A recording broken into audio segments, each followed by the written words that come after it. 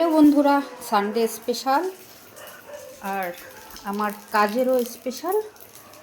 তো এই দেখো, মূলো দিয়ে ডাল বসিয়েছি। এদিকে মূলোর শাক ভাজা করব, এদিকে মাংস কষা হচ্ছে, এদিকে ছেলের মাংস অলরেডি সিদ্ধ হয়ে গেছে। মূলো শাকের জন্য একটু পেঁয়াজ দিলাম, রসুন নেই, নাহলে রসুনই দিতাম। তাতে ঢেকে দিতে হবে। ধনে পাতা দেবো, ছেলের মাংসটা শুধু সিদ্ধ হয় তো, একটু ধনে পাতা দিয়ে নাড়িয়ে দেবো।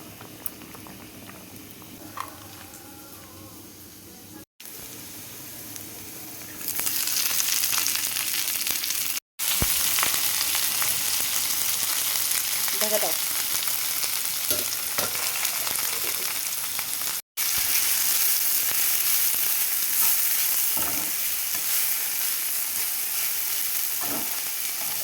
মূলো শাক সম্পূর্ণ আমার একার, আর তো কেউ খাবে না। ডালের মূলোটাই সবটাই আমাকে খেতে হবে। দেখো কতটুকু হয়ে গেল, একদম টাটকা ফ্রেশ মূলো শাক, ওই জন্য ফেলিনি। আর একটু কমে যাবে, তারপরে নুন দেবো, একটু হলুদ দিয়ে দেবো, কাঁচা লঙ্কা দিয়ে দেবো। তো টাটা, চলো, বাই বাই।